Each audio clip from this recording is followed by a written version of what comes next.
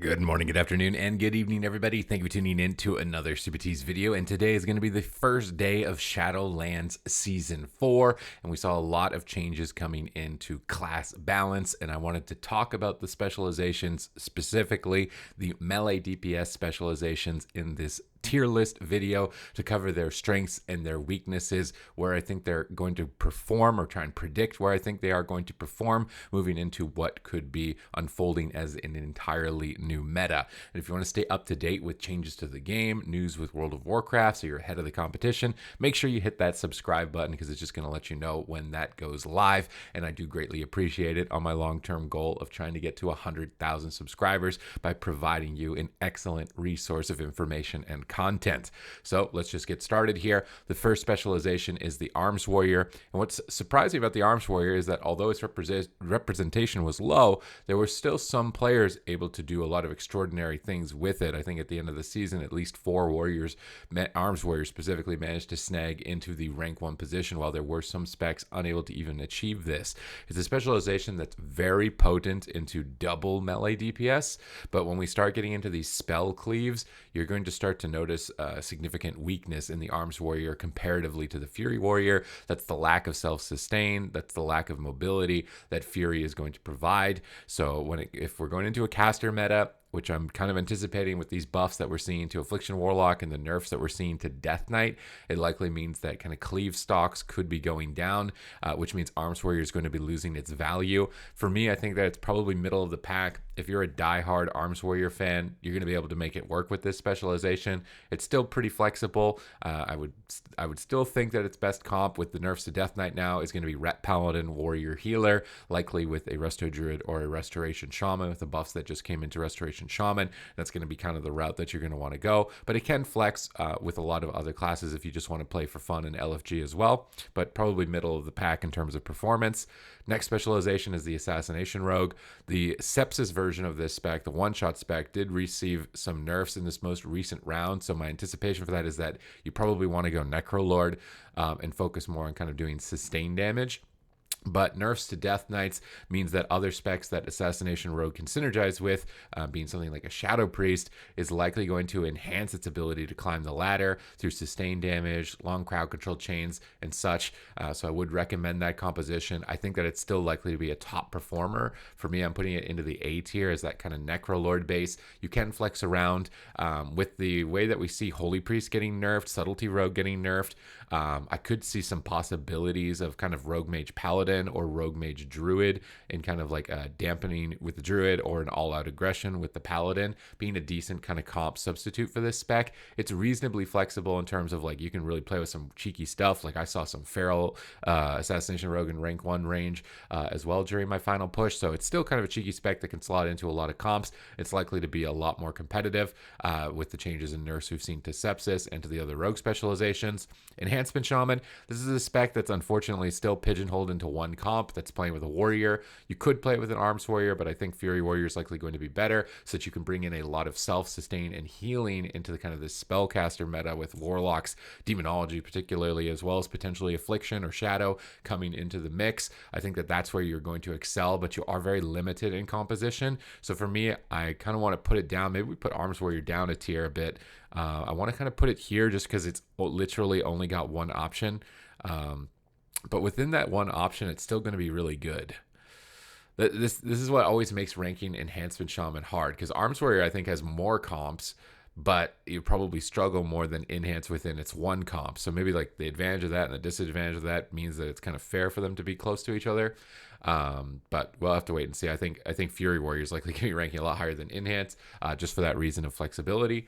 Feral Druid, this is a spec that's going to excel in this patch. It's still a highly durable spec, has Jungle Cleave available with Beast Mastery Hunter. I think Disc Priest is likely going to be becoming a lot stronger here now in this patch with the nerfs to Death Knight and the nerfs to Holy Priest specifically. You'll also be able to play with a Survival Hunter with the buffs that came into single target damage for Survival Hunter. So right now, I think that Feral Druid is a really good spec to pick up, and you can flex around with some other compositions as well. I'm expecting that Jungle Cleave could be even maybe the best comp in the game, since we've seen nerfs to Outlaw, Holy, and Fire Mage. So I'm actually going to be putting Feral Druid onto the S tier for this reason, just because Jungle is so good, and it does have options to play with. I've seen Fire Mages, I've seen Assassination Rogues playing with Feral. I think that you can flex around and be cheeky with it as well in LFG if you wanted to. Now, Frost Death Knight, this one is sadly one that just seems like it just got forgotten with the nerfs that came through for Death Knights. Ret Paladins got compensated for their burst nerf by getting their sustained damage slightly buffed. Frost DK just got its burst damage nerfed and its defense nerfed, and it was already probably one of the worst specs in the game, maybe like bottom 3 of all of the specs in the game. So it really feels like it got neglected in this round of changes. I'm not expecting it to perform too well as a result of that. Still kind of the same deal of probably playing TSG, maybe with the Demonology Warlock, or a Windwalker Monk. Windwalker's probably your best bet if you want to try and make a comp work with the Frost Death Knight. Grip, Blinding Sleet, send your triple A-Bomb Limb, go with a sweep, try and one-shot somebody. But Spinning Crane Kick also got nerfed in this recent round of changes as well. So even your best comp kind of got targeted down a bit. So for me, I think Frost DK is likely coming down to the bottom as a result of all those changes. Fury Warrior, this is a spec that I'm anticipating to be very strong moving into this patch, because it's really good at self-sustain against spellcasters. That you can't really go wrong with a 40% MS on Slaughterhouse. It's a very mobile and flexible class. It can play with a lot of compositions, and it's still to my best expectation that Ret Warrior will be a very powerful composition, which is likely your best, but you also have the Enhancement Shaman as a substitute to try and cut down your targets. And with the nerfs to Holy Priest with Greater Fade, I think targeting them down as these Warrior Cleaves could be a lot easier to take out these Holy Priest teams. Nerfs to the Fire Mage survivability on their Blazing Soul is going to give you some opportunities. Nerfs to the Subtlety Burst, so that they're potentially not going to be one-shotting with that 10% nerf to Abyss, as well as nerfs to the Outlaw Rogue Legendary, so they're not getting the double kidney shot. Means that all the other comps that were kind of close to where RMP was at the end of last season are likely edging closer or maybe surpassing them. So Fury Warrior is a really good pick at the moment. Havoc Demon Hunter, likely best comp is still going to be Boomkin, Demon Hunter, Resto Shaman. Resto Shaman's getting a lot of buffs here in this patch. The buffs to Boomy not going to be too impactful, but it is getting a nerf to its sustained damage overall, which is of some impact because Demon Hunter does such a massive amount of sustained damage, so nerfing that is a big nerf. So I think it's going to be held back a little bit. You have flexibility. I've seen Demon Hunters playing with Death Knights as well in kind of these melee cleaves, but Death Knight got nerfed. So really, no, I think your only option might be Boomkin, but maybe there's some spellcasters. I saw people trying to make Demon Hunter Affliction work at the start of last season, and Affliction got a lot of buffs in this patch, so that might be something worth checking out. But I think for me, it's probably middle of the pack at the moment, better than an Arms Warrior. I'm honestly thinking about slotting Arms Warrior down a little bit because now we're putting Demon Hunter on this row. So just going to put Arms Warrior a little bit lower. Still kind of like if you really want to try with it, I think you can, but I don't know if the meta is going to be suited towards it. Outlaw Rogue. This one's still a tough one to rank because I think the main potency of this class is that it just can't die. It's just incredibly tanky. And I think pairing it up with a melee DPS that can do a lot of one-shot damage, so something like an Outlaw Rogue, previously an Unholy Death Knight with Abomination's Limb, probably not so much so now with that. And still RMP is probably going to be good, even with the nerfs that we're seeing coming through, just because it's basically the best comp to fit into like the 3-2-1 meta, getting cross CC and then setting up damage. But it might be with a Resto Druid now instead of a Holy Priest and a Fire Mage. And then this is going to kind of like just kind of drag fights on, try and crowd control, avoid engagement, and win later on in dampening. I still think that Outlaw is likely going to be one of the best specs in the game. It's just because it can't die. That's the main reason. If you're playing a spec that can't die, you'll notice that trend amongst probably all the specs in the top tier is that they're some of the most difficult specs to kill. Fury Warrior probably being the easiest, but they're also the most difficult to kill, and that kind of ranks you higher in terms of PvP, because if you just can't be a target, you're not going to be a liability. Retribution Paladin, while its burst damage is getting nerfed, it's only by 5%. It's like you're going to get some stat increase from item level. The buffs to your sustained damage spells are really not too impactful because it's such a low amount. Like Crusader Strike's something like 1% of your damage overall. Blade of Justice damage might have some impact in that buff, and Hammer of Wrath is also still pretty low in terms of overall damage. I think that Ret is likely still going to be at the top, but it doesn't excel too well in a spellcaster meta, so I don't really want to put it onto S tier. I think that if frost mages are coming into the mix, if it's mage lock, if it's anything like that, or even just dot casters, that Ret Paladin could potentially struggle if they're able to sustain themselves long enough. So actually, I think Ret Paladin's probably coming down from S for me into A tier at the moment as a prediction, but still really flexible class. I think that you could still slot this in. I saw at the end of the season playing with Demonology Warlocks, which I never thought would ever happen. So I think it's a flexible class, really powerful. Despite the changes coming to it, it's probably not going to feel it out of all the classes. Subtlety Rogue did receive a big burst nerf. Pretty much you're only playing RMP, and every class in that comp got nerfed, and I think Discipline Priest RMP is much worse than Holy. I think Resto Druid RMP with sub is also much worse than Holy. So Subtlety Rogue probably not moving into like a super fantastic position, but if you're one of the best RMPs in the game, you're still going to make it work. There's no way you're not going to make it work.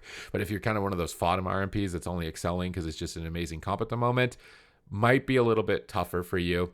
I think the main thing that holds it back is that pretty much you only have one composition, and while that comp is maybe arguably the best comp in the game, only having one is going to limit your LFG options, limit your variety. You can maybe play with Hunter, maybe with a marksmanship hunter, and play some thug cleave, but with only one comp, I think it's probably coming in on like low A tier at the moment, with those changes that have come through for all of its comps. And now we've got the Survival Hunter. This is a spec 2 that might be limited on comps, but maybe not. I'm kind of curious to see if it can play with casters, because it does a lot of sustain damage overall, comparable to Demon Hunter. And I saw comps like Shadow Priest Hunter, maybe that could be good. Maybe we see some Hunter Warlock try and come into the mix a little bit with Survival. It's my expectation, obviously, that Jungle Cleave is still going to be the best composition, but I think there's some options here for you now to experiment more with comp, because you're just going to be doing such a monstrous amount of damage, and some of your competitors are going to be a bit weaker. So for me, I think Survival is likely coming in onto the A tier, similar to Subtlety Rogue. Options a little bit more flexible than Subtlety, but RMP probably it's really close. When you're on the left here, I think you're the best on this tier. So maybe we should reorganize this just a little bit. Ret Paladin the best on the A tier. These are probably tied. I think Assassin could be better than Sub. Maybe it's close. It's really, this row is really close in terms of overall strength. Unholy Death Knight, main advantage was that you were unkillable to casters. Spell Warden's getting nerfed by 50%, which is the most significant nerf that you're getting. If we're moving into a spellcaster meta, might be tough for you now that your Abomination's Limb is also being nerfed, which is your main area to end the game. So unlike, again, with Ret Paladins that got at least some compensation and damage outside of their cooldowns, you're not getting that type of compensation. So you may struggle a bit. It's probably going to be middle of the pack at best at the moment, even running the most powerful compositions. But with that being said, Demon Hunter Death Knight was still a really powerful anti-wizard comp. So potentially it's still going to work. We have to kind of wait and see. I feel safer putting it on the lower end at the moment with such a hefty nerf towards its Abomination's Limb conduit, as well as its defense towards casters, because it was particularly weak into things like Hunter and Jungle. And I think that comp, even Ret Warrior, still going to be at the top, and it might be crushing you out a little bit. Demonology Warlocks might be kind of peeking over their shoulder at what's the next new hotness thing that they're going to be picking up, because they're kind of like the main spec at the moment. Windwalker Monk got a spinning crane kick nerf.